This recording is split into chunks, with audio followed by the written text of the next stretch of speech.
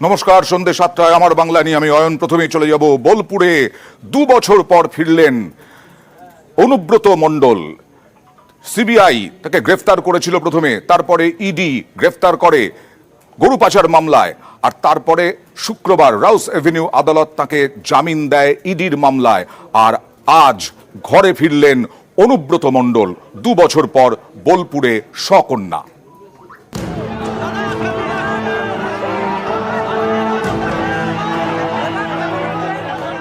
Jail থেকে ঘরে, তিহার থেকে বীরভূমে জামিন পেয়ে বাড়ি ফিরলেন অনুব্রত মণ্ডল।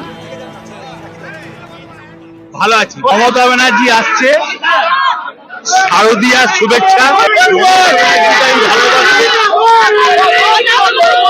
দিদি যেমন আমাকে ভালোবাসে, মমতা ব্যানার্জিকে গোটা ওয়েস্ট বেঙ্গলের মানুষ ভালোবাসে। অনুব্রত মণ্ডল বীরভূমের তৃণমূল জেলা সভাপতি। ভোটে লড়তে কর্মীদের নানা দাওয়াই দিয়েছেন, কখনো আবার প্রকাশ্যে বিরোধীদের হুঙ্কার। সেই অনুব্রত মণ্ডলের নাম জড়ায় গরু পাচার মামলায়।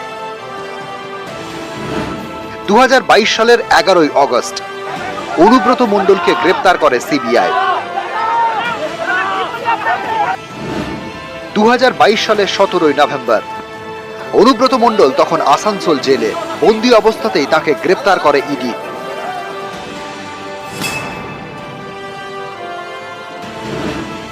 2023 সালের 21শে মার্চ থেকে অনুব্রত মণ্ডলের ঠিকানা তিহার।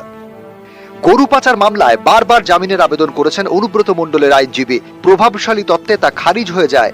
2 বছর জেলেই কাটাতে হয় কেষ্টকে।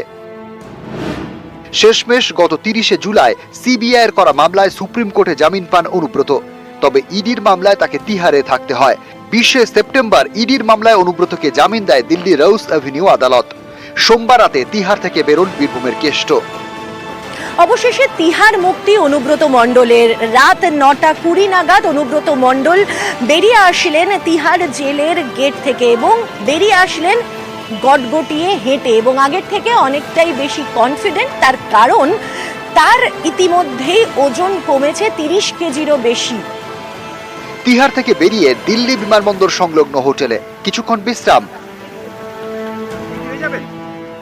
মাঝরাতে দিল্লি থেকে কলকাতার বিমানে মঙ্গলবার ভোরে নামেন কলকাতা বিমানবন্দরে। সেখান থেকে সোজা বোলপুরে। তখন সকাল 9:10। জেল থেকে মুক্তির প্রায় 12 ঘন্টার মধ্যে নিজের বাড়িতে। দীর্ঘদিন পর ঘরে ফিরছেন নেতা। তাকে স্বাগত জানাতে তৈরি ছিলেন কর্মীরা। বীরভূমের বিভিন্ন জায়গায় অনুব্রত মণ্ডলের ছবি দিয়ে তৈরি হয় গেট, লাগানো হয় পোস্টার। অনুব্রত মণ্ডল বোলপুর ফিরতেই শুরু সেলিব্রেশন।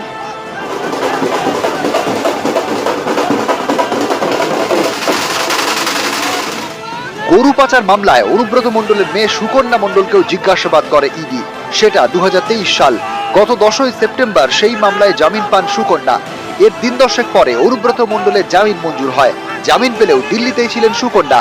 সোমবার অনুব্রত তিহার মুক্তির সময় থেকে তার সঙ্গী মেয়ে একসঙ্গে দিল্লি থেকে বাংলায় ফিরলেন বাবা মেয়ে। নিউজ 18 বাংলা। শুরু হলো সেলিব্রেশন। নেতা ফিরেছেন বোলপুরে 2 বছর পর তিহার জেল থেকে।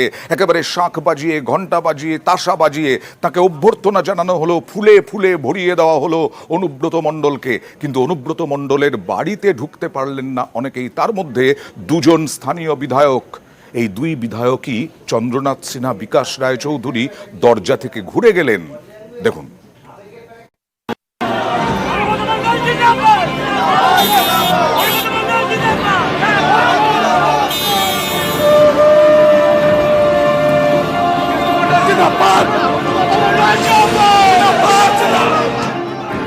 দীর্ঘ 2 বছর পর ঘরে ফিরেছেন নেতা।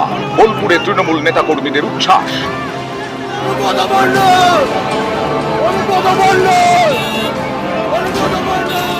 বিহার থেকে মুক্তির প্রায় 12 ঘন্টা পরে বাড়িতে ফেরেন অনুব্রত মণ্ডল, সঙ্গে মেয়ে সুকন্যা। মঙ্গলবার সকালে তাঁর বোলপুরের বাড়ির সামনে ভিড়। তৃণমূলের নেতা, কর্মী থেকে সমর্থক সবাই দেখা করতে আসছেন, কথাও বলছেন। কিন্তু অনুব্রত মণ্ডলের বাড়িতে ঢুকতে পারলেন না 2 তৃণমূল বিধায়ক। একজন রাজ্যের মন্ত্রী তথা বোলপুরের বিধায়ক চন্দ্রনাথ সিনহা, আরেকজন সিউড়ির বিধায়ক বিকাশ রায়চৌধুরী। অনুব্রত মণ্ডলের বাড়িতে ঢোকার অনুমতি পাননি এই 2 জনপ্রতিনিধি। নিরাপত্তা রক্ষীরা তাদের ফিরে যাওয়ার অনুরোধ করেন, তাই দরজা থেকেই তাদের ফিরতে হয়।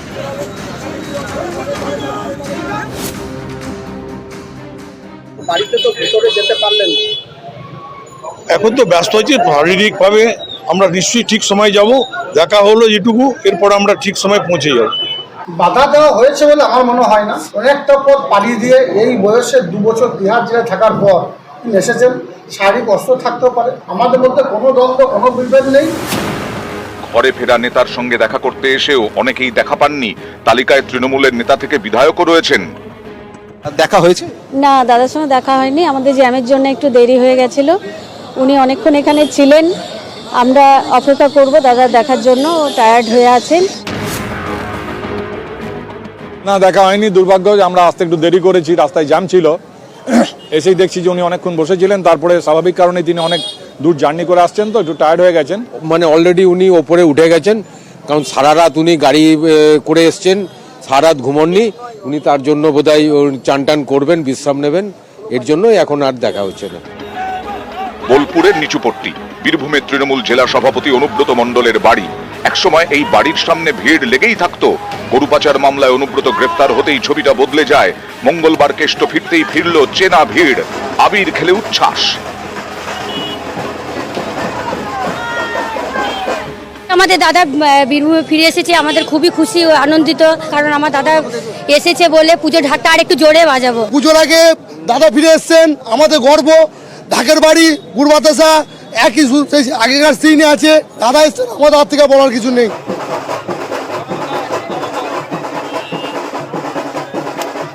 এটা নকুল নাবিদি করতে আছে, সবার মাথা ঠান্ডা। নিউজ 18 বাংলা। শুধু বিকাশ রায় চৌধুরী বা চন্দ্রনাথ সিনহা নন, ফিরতে হয়েছে অসিত মালকেও। অসিত মাল সাংসদ, আজকে প্রশাসনিক বৈঠকে ছিলেন।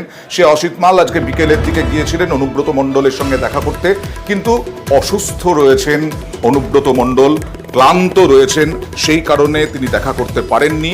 এবং আগামীকাল তাদের সাক্ষাতের সম্ভাবনার কথা শোনা যাচ্ছে। আজকে অসিত মালের সঙ্গে ছিলেন জেলার নেতারাও।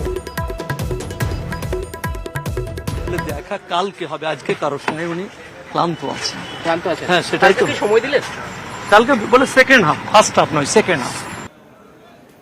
কেউ বলেন দুর্দণ্ড প্রতাপ, কেউ বলেন আবেগী। সাধারণ মানুষের কাছে, তৃণমূল কংগ্রেস কর্মীদের কাছে তিনি মন দিয়ে যা করেন, মন দিয়ে করেন, রাজনীতিটাও মন দিয়ে করেন। এক অন্য অনুব্রতকে আমরা পেলাম 2024-এ।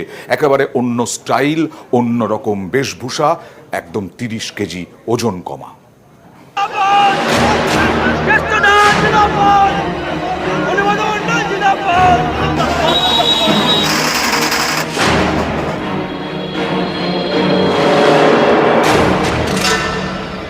তিনি কখনো দরাজ দিল, কখনো বা বেলাগাম, বেফাঁস, বড়সড় চেহারা।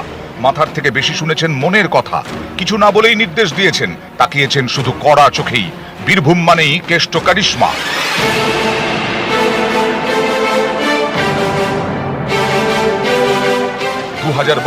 গ্রেফতার হন অনুব্রত মণ্ডল, তখনও মেজাজে। হাত নাড়তে নাড়তে বাড়ি থেকে বেরিয়েছেন। এরপর আসানসোল হয়ে তিহাড়, দেখা গেছে হুইল চেয়ারে। এরই মাঝে সুকন্যার গ্রেফতারির খবর। দুশ্চিন্তা ঘনিয়েছে, ভেঙে পড়েছেন, ভেঙেছে চেহারাও।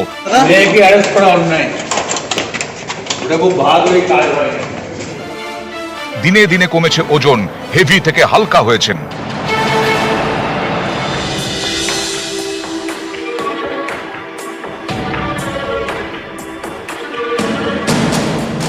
আঠেরো মাসে 30 কেজি ঝরিয়ে ফিট কেষ্ট। সময় গড়িয়ে 2024, এ এক বদলে যাওয়া অনুব্রত। জেল মুক্তির পর নতুন গেটআপ, চুলের ছাঁট, ক্রিউ কাট, পোশাকে টি শার্ট। অনুব্রত মণ্ডল বেরিয়ে আসলেন তিহার জেলের গেট থেকে এবং বেরিয়ে আসলেন গটগটিয়ে হেঁটে এবং আগের থেকে অনেকটাই বেশি কনফিডেন্ট।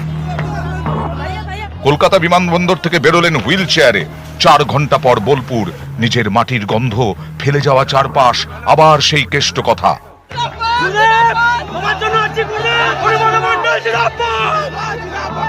চোখে মুখে দুশ্চিন্তার ছাপ, কিন্তু বডি ল্যাঙ্গুয়েজে এখনো অনুব্রত আছেন অনুব্রততেই।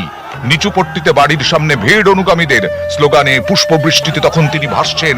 এদিনও ফিল্মি স্টাইলে হাত নেড়ে অভিবাদন। এরপর নিজের অফিস, চেনা চেনা মুখের ভিড়, চেনা চেয়ার, চেনা চায়ের স্বাদ, গায়ে লিয়ে তৃপ্তির চুমুক।